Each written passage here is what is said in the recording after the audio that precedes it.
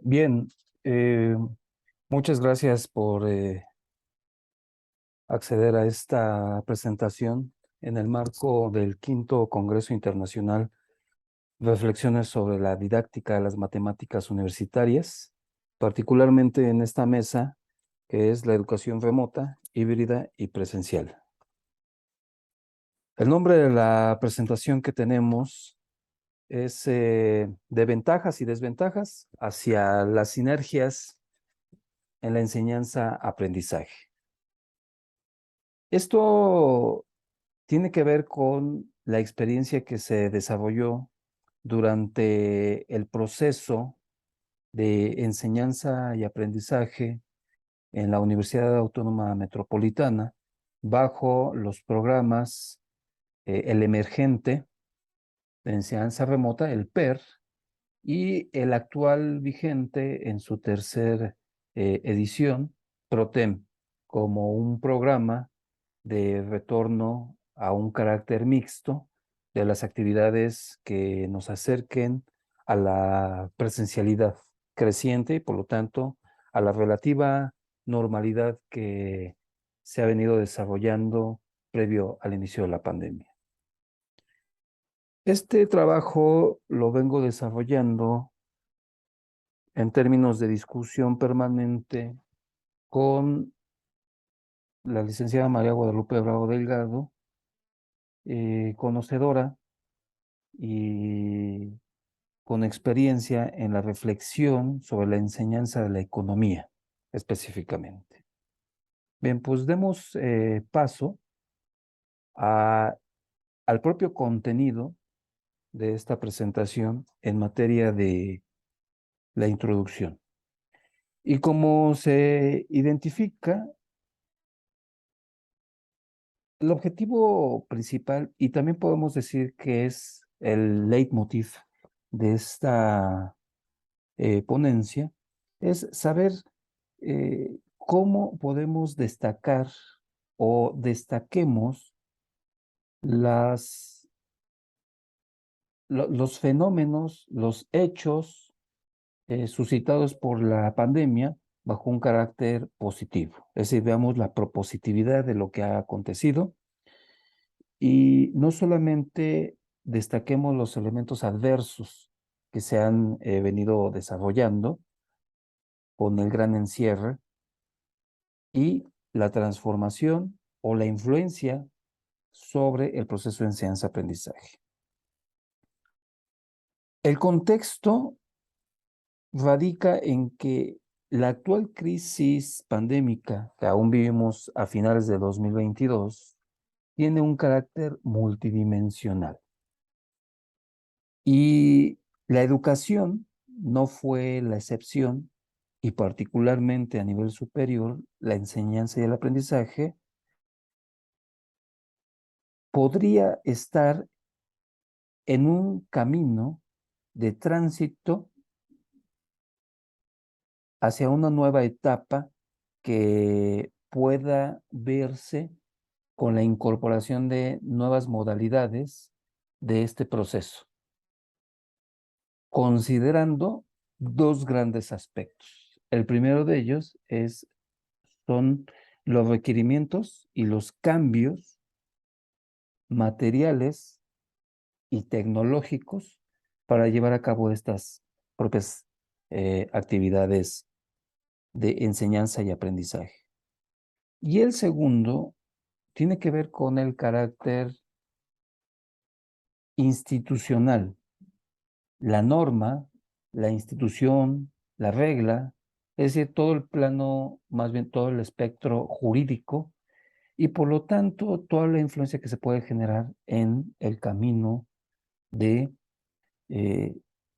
la enseñanza, pero también del aprendizaje. Y de aquí habría que destacar, de manera de paréntesis, adelantándonos un poco, es que el proceso de enseñanza-aprendizaje, que es una característica singular y de vanguardia desde la década de los 70 del siglo XX en la Universidad Autónoma Metropolitana, hoy día, digamos que se está potenciando el carácter de la enseñanza en el propio docente y que deje de ser solamente la clase tipo magistral, convirtiéndose en otras modalidades como el aula virtual o el aula invertida, entre otras. Esto da paso a que el estudiante, ya no solo con un eje rector y una dirección, que este sería el profesorado, el docente, sino por sí mismo y de manera autónoma y autodidacta, puede fortalecer su proceso de aprendizaje. No estamos diciendo que la figura o el ente social docente haya pasado a la historia, sino se está reconfigurando bajo necesidades del proceso de enseñanza-aprendizaje. Y en lo que nos atañe, particularmente en la aplicación de las matemáticas a la economía política, es un ejercicio que de por sí estaba discretamente desarrollado y que ahora va dando un carácter cada vez mayor para que se puedan incorporar diversos procedimientos. Bien, siguiendo con este mismo camino de motivación hacia la investigación y la introducción, como se los había mencionado, destaco y repito que en la actualidad hay dos cosas muy importantes que pueden y deben mejorarse. Son tres cosas. Una son las condiciones materiales para llevar a cabo tanto el proceso de enseñanza como el de aprendizaje y asimismo el tercer proceso, que es el proceso de enseñanza-aprendizaje, la interacción. Me refiero a las condiciones materiales, por ejemplo, y lo veré más adelante, lo mencionaré, en 5 grandes requerimientos, pero me adelanto. Tiene que ver con los dispositivos, el Internet y demás. El segundo son las características institucionales. Es decir, hoy día el conjunto de universidades o de institutos o el proceso en sí mismo de la docencia no tiene en sus universidades o en sus facultades, escuelas, programas que sean de desarrollo a la distancia.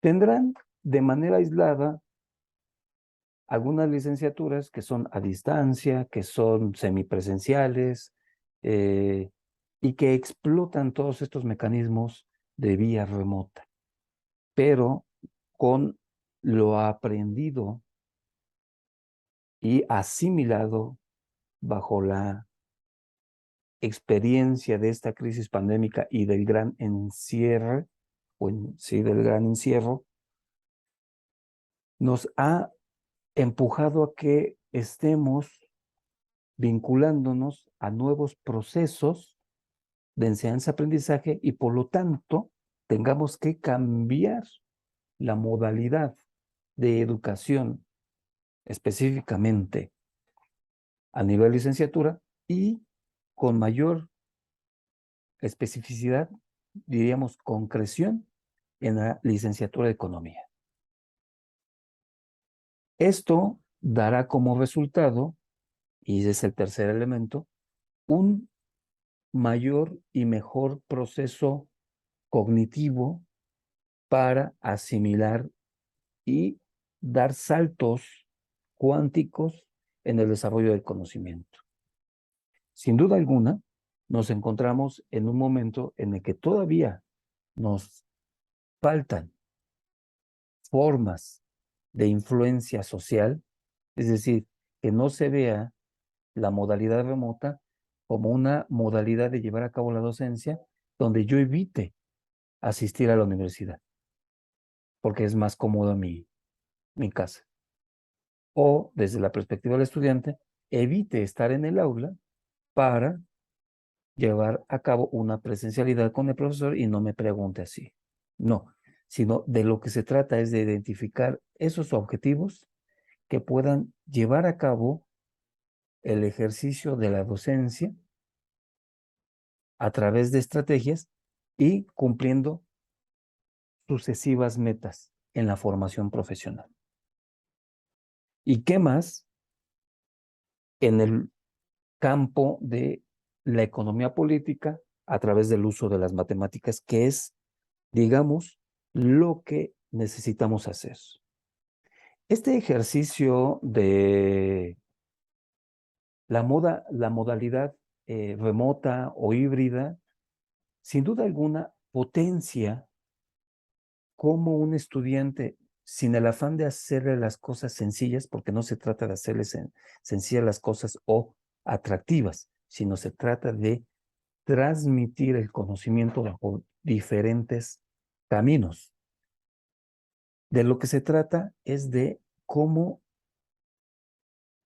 explicarle el uso de las matemáticas en la economía política a través de tres herramientas.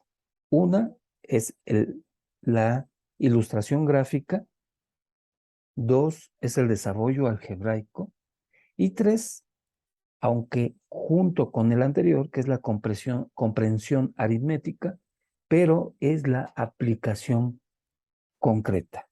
Es decir, poniendo un ejemplo, para identificar la masa de plusvalor, lo podemos ver teórica y metodológicamente en una gráfica, hacer la expresión algebraica y, por lo tanto, luego ponerle números en el ejercicio numérico en abstracto, pero para caer en lo concreto, es decir, pasar de un ejercicio abstracto hacia un ejercicio concreto, ¿sí? La aplicación en sí. Bien, entonces, esa es, digamos, esa triple dimensión que hay que ir avanzando. Ahora bien, tres comentarios que voy junto con María Guadalupe, a plantear. El primer comentario se identifica en términos de cuáles son, digamos, las ventajas y desventajas que se tiene en el desarrollo del conocimiento para el proceso de enseñanza-aprendizaje en un periodo llamado prepandémico, ¿sí? Prepandémico. Y vamos a hacer alusión a un periodo específico que viene desde 1990 hasta el 2020. Este es nuestro horizonte temporal. Y lo que tenemos es una forma tradicional y también podemos decir dominante de llevar a cabo este proceso de cómo enseñarle a los estudiantes las matemáticas aplicadas a la economía política y de cómo los estudiantes también tradicionalmente aprenden bajo un ejercicio de memorización, pero que no tiene que ser el, el, el efectivo, sino de comprensión de los procesos, ¿sí? Y del uso de esas matemáticas que permitan simplificar la teoría y la metodología de este campo de conocimiento. Recordemos que desde la década de los 90 se ha venido presentando un periodo de llamada difusión, pero también despliegue de estas tecnologías basadas en la microelectrónica, en el microprocesador, y que han dado pie a las llamadas tecnologías de la información. Y toda esta sociedad cognitiva, sociedad digital, ¿sí? Que nos lleva, sin duda alguna, a un camino de el necesario uso de la computadora para el proceso de aprendizaje y hoy día de la sociedad digital a través de el Internet para lograr esos objetivos formativos, ¿sí?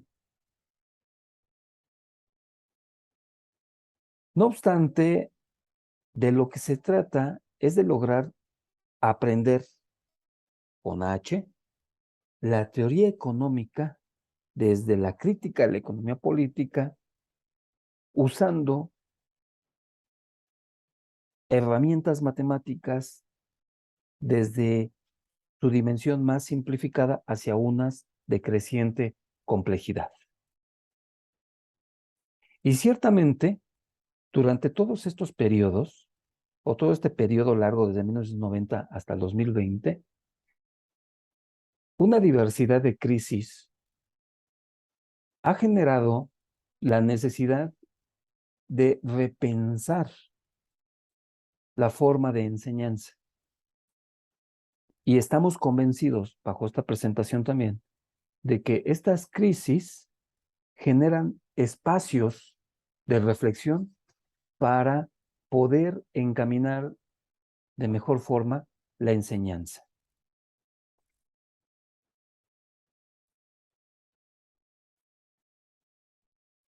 ¿Cómo podemos hacerlo? Esa es una de las preguntas, ¿no? ¿Cómo poderlo hacer? Bueno, el uso de la computadora, del internet, de los dispositivos móviles, de cambios en las instituciones, de cambios en los hábitos mentales, en los hábitos sociales, etcétera, va a generar un proceso que le dé sinergia a lo que ya hemos conocido. Por ejemplo, en la década de los 90 se empezó a propagar el uso de la computadora, ¿sí? En determinadas en clases sociales, niveles, estratos de la sociedad. En el segundo lustro de la década de los 90 se empieza a propagar el uso del Internet y por lo tanto del correo electrónico. Estos mecanismos van acortando procesos de enseñanza-aprendizaje y los van sinergiando, si se me permite la palabra. Van tomando fuerza y por lo tanto se van usando esos elementos. Pero durante estas 3 décadas no logramos dar ese salto que nos diera esa experiencia de efectivamente llevar a cabo la enseñanza en un carácter remoto y hoy día híbrido y que pueda aportarnos el aprendizaje de las matemáticas en la economía política. Tuvo que llegar la crisis de la pandemia derivada por el virus del SARS-CoV-2, que devino en la enfermedad de COVID, y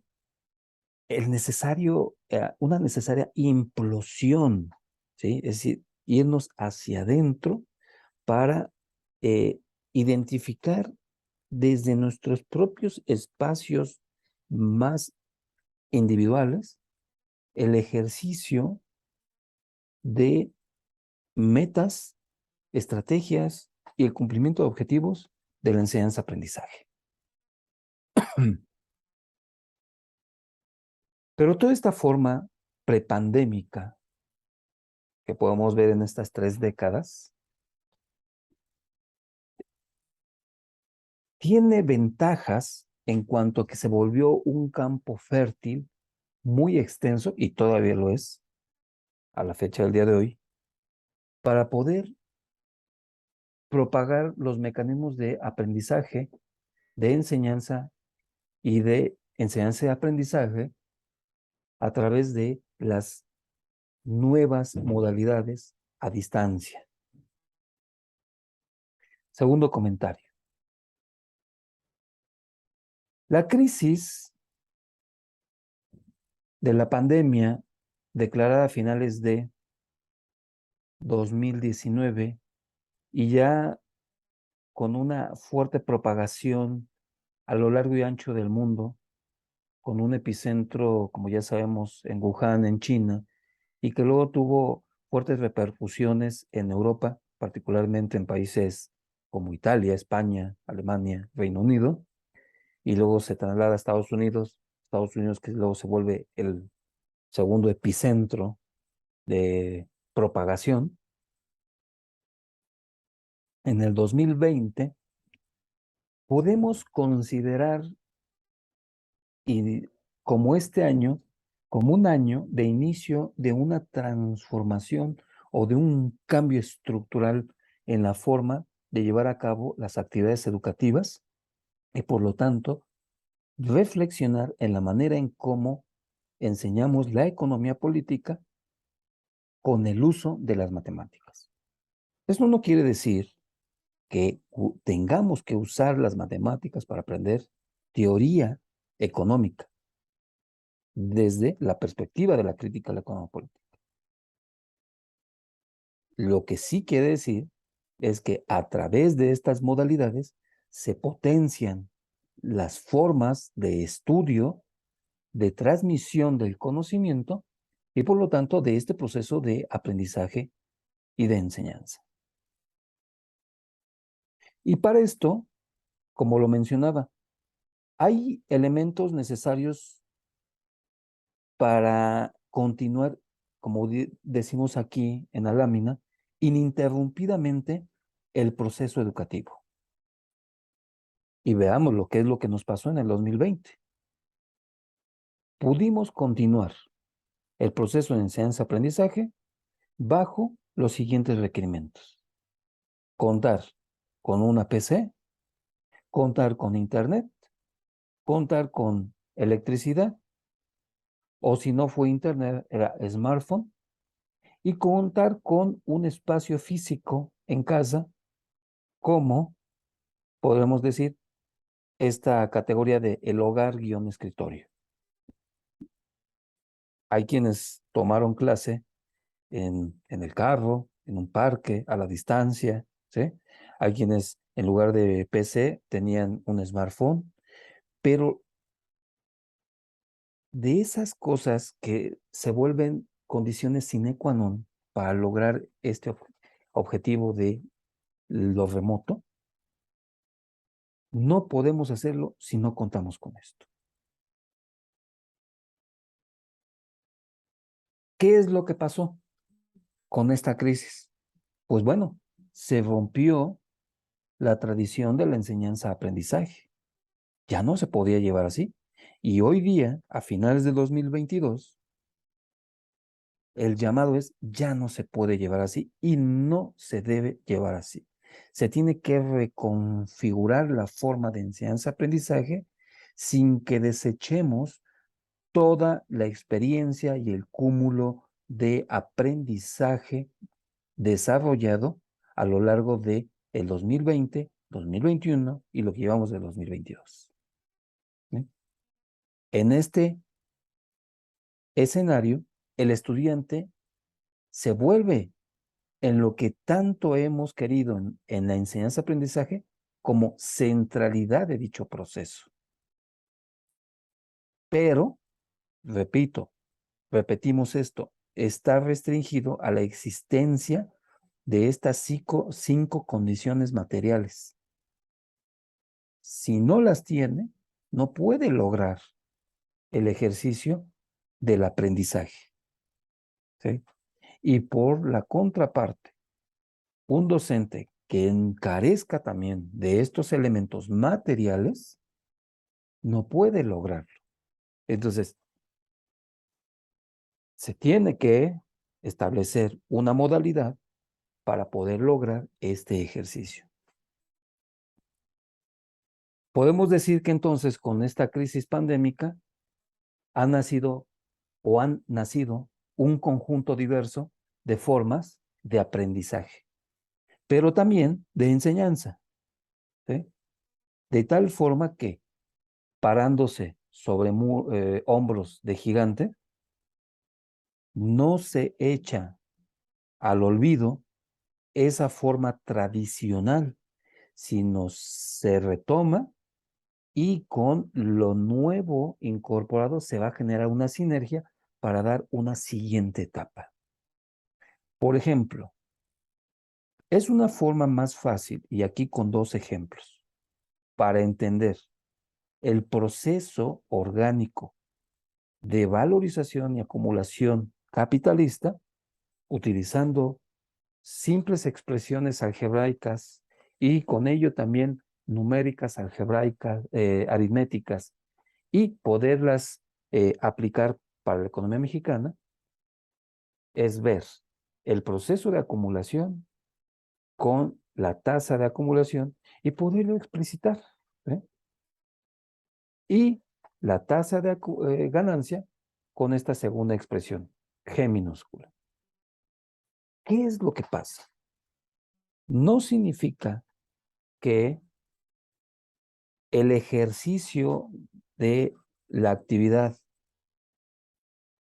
de más bien el proceso de enseñanza-aprendizaje, sea que desplace enteramente la presencialidad, sino más bien que la catapulte, ¿sí? Que la empuje todavía más. Por ejemplo, este video representa una modalidad en la cual el estudiante podría ponerle pausa y regresar para poder escuchar al expositor, en este caso al docente, lo que está diciendo, cosa que no puede hacer en manera presencial en el aula física. Y la otra, al momento de repetir, también puede detener para hacer el ejercicio, en su caso, de lo que no está entendiendo. Es una segunda cosa que tampoco puede hacer poner pausa de manera presencial. ¿Sí? Muchas veces el estudiante dice, no entendí aquí, necesito que me repitan esto. Bueno, el uso de los tiempos de manera eficiente se va a dar a través de estas modalidades de enseñanza-aprendizaje. Podemos concluir entonces que este proceso orgánico puede ser más fácil de aprender, ¿sí? Bajo esta modalidad. Y así se ha facilitado no solamente la enseñanza, sino también el aprendizaje del uso de las matemáticas en el enfoque de la crítica a la economía política. Tercer comentario, y para ir concluyendo.